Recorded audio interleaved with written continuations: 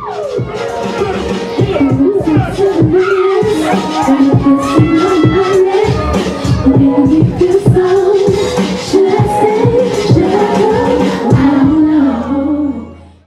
very special guest is a singer, songwriter, record producer, and actress.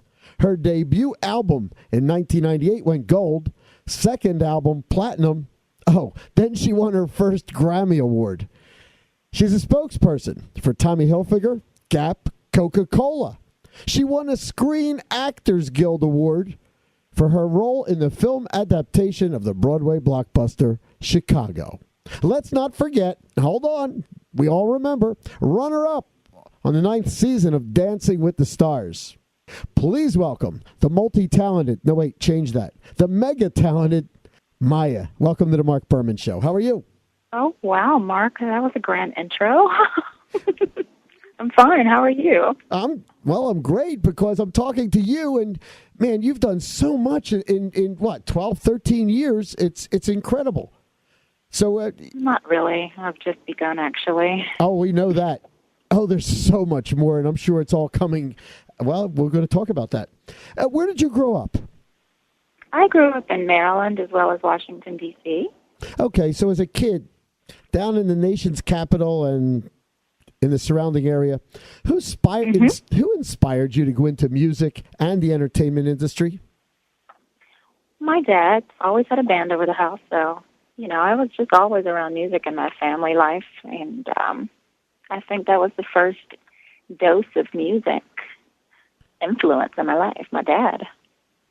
Growing up, now you're still a kid. You're 31. I mean, you're so we want to say when you were a kid, but hold on, you're still there. But who influenced you? Was there an artist, or was there something that struck you and said, your dad was there.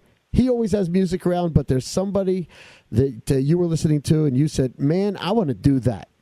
It was always theater for me. There was always greats like Sid Charisse, Gene Kelly, Fred Astaire, Gregory Hines. I grew up in tap dance, and I've always really admired the Fred Astaires and Gene Kelly, the actors, singers, and dancers, the triple threats. And my mom always used to watch black and white films. So that's the world that I come from, and I kind of just fell into the music industry, but there are other things that I've always loved, like Broadway. I saw my first Broadway show, Jelly's Last Jam, when I was 10 years old. So that's kind of the world that has inspired me. And Jelly's Last Jam is not too shabby. That's a great introduction. It really is. Okay, so that explains the diversity. You received a Grammy for Lady Marmalade, which also won Video Music Awards for Video of the Year, Best Video from a Film. Was it fun recording with Christina Aguilera, Lil' Kim, Pink, and Missy Elliott? And were you all in the studio together to record this?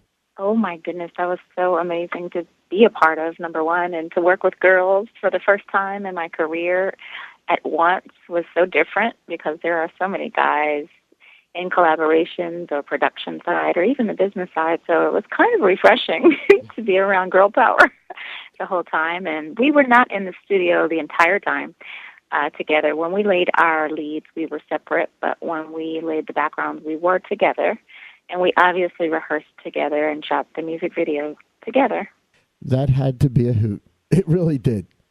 It was. We had a blast. Okay, so now, and look, in your career, you did this pretty quickly. You got a Grammy pretty quick. I mean, you know what? We make it seem like you just started in 98, but you didn't just wake up and say, okay, I'm going to sing and I'm going to go into theater. There was a lot before that. You started at 10 years old going to the theater. So you don't just wake up and have this happen, but you've achieved a lot. You've been on the big screen and the monitor screen. Everything or Nothing is the theme song for the video game James Bond 007. You're featured as a Bond girl. Okay, that's the monitor screen because that's a video game.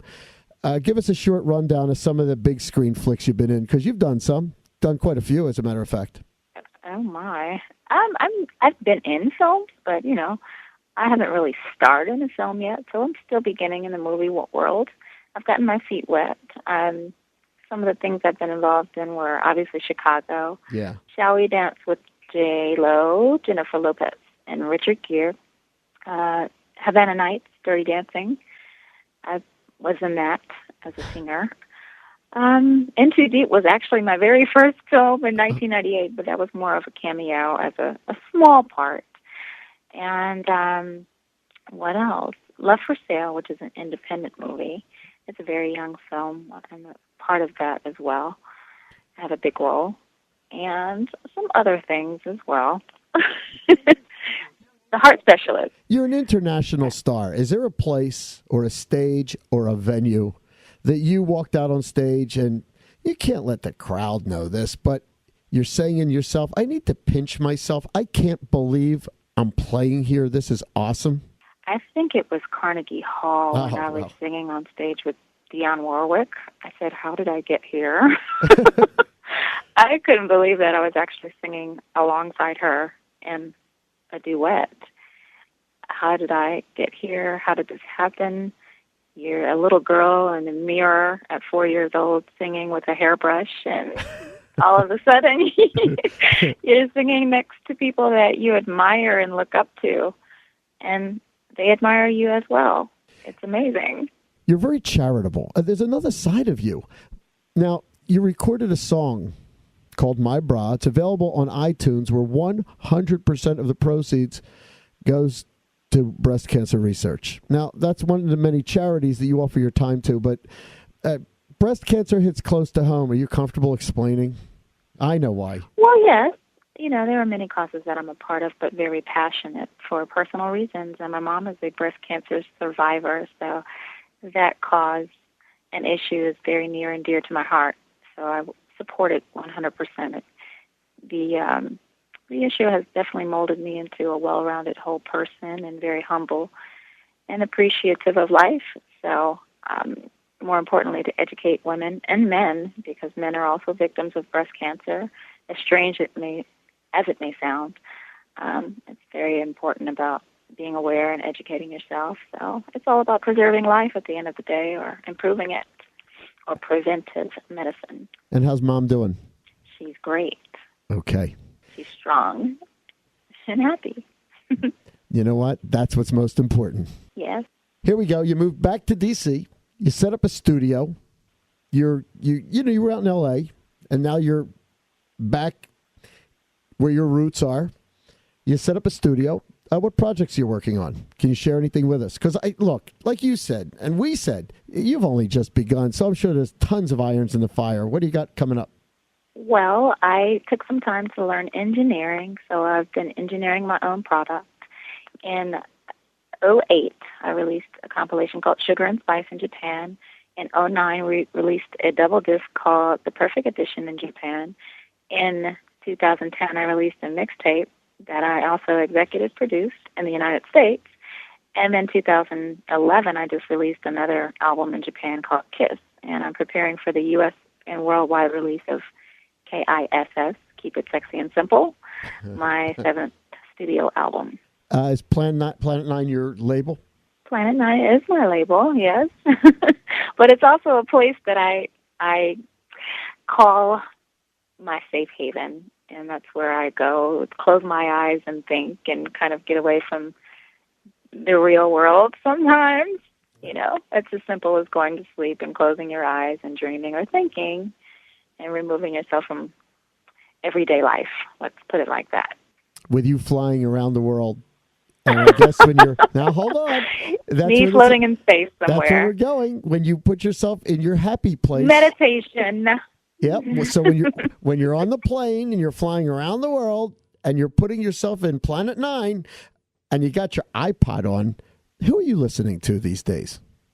Oh, my goodness. I ran into an executive, and his name is Wayne Williams. He works at Jive, and he gave me so many mix CDs. He's a DJ of over 20 years, first of all, and he does house music.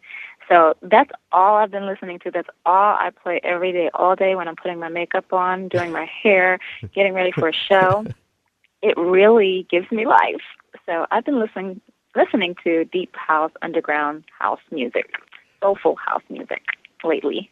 Hey, listen, that keeps us all moving. you know what I mean? It's the kind of world we live in, and that kind of music is a soundtrack for it. And so, you know what? It keeps you happy. I'm listening to you. You're in a great space. I'm listening to you. You're in a great space. You really are. I am, I guess. Even when I'm by myself, huh? Sounds a little lame, but I enjoy spending time with myself. We are talking to the mega talented Maya. Maya, I want to thank you for spending a few minutes on the Marc Berman Show. Thank you. Thank you so much.